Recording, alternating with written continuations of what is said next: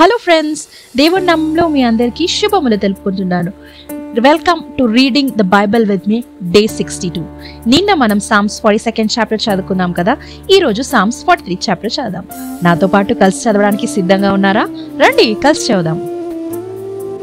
దేవా, నాకు న్యాయము తీర్చుము, భక్తి లేని జనముతో నా పక్షమున వ్యాజ్యమాడుము. కపటము కలిగి దౌర్జన్యము చేయువారి చేతిలో నుండి నీవు నన్ను విడిపించుదువు.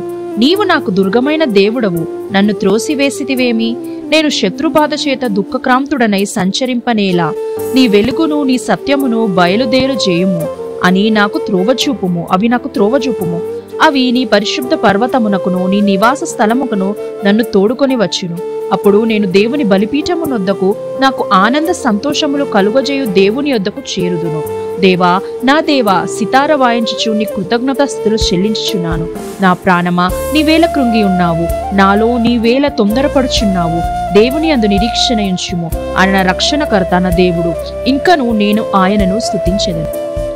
ఈ చాప్టర్లో మనం చూసినట్టయితే దావీదు దుఃఖంతో వేదనలో ఉన్నాడు. వేదనలో ఏమంటున్నాడు తెలుసా?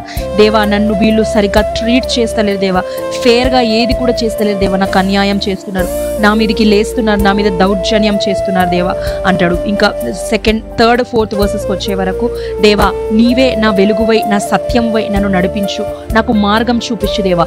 ఏ రీతిగా చీకట్లో ఉన్నప్పుడు ఒక టార్చ్ లైట్ వెలుగుగా పనిచేసి మార్గం చూపిస్తుంది దేవా, అలాంటి వెలుగు నా జీవితానికి నువ్వై దేవా నన్ను నడిపించు, నన్ను గైడ్ చేయవా. ఈ చెడు మనుషుల నుంచి, ఈ మూర్ఖుల నుంచి, ఈ దౌర్జన్యం చేసేవారి నుంచి నన్ను కాపాడవా దేవా అని దావీదు యేసయ్యను, దేవుణ్ణి ప్రాధేయపడుతున్నాడు. చివరిగా 5th వర్స్ వచ్చే వరకు ఒక హోప్, ఆయనకు ఒక హోప్, ఆయన మనస్సుని ఆయన నెమ్మలపరుచుకుంటూ ఏమంటున్నాడు తెలుసా?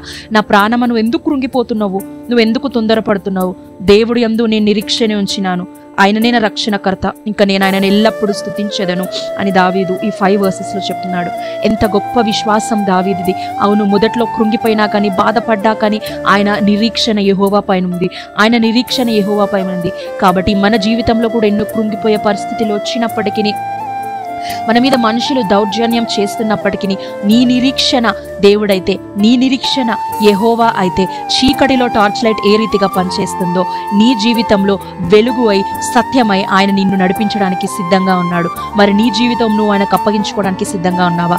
ఆయన మీద నిరీక్షణను పెట్టడానికి సిద్ధంగా ఉన్నావా? నీ రక్షణకర్త ఆయననే అని నమ్మి నువ్వు మరలా తిరిగి నీవు ఆయనకు సమర్పించుకుంటావు. ఒకసారి కళ్ళు మూసుకుందామా?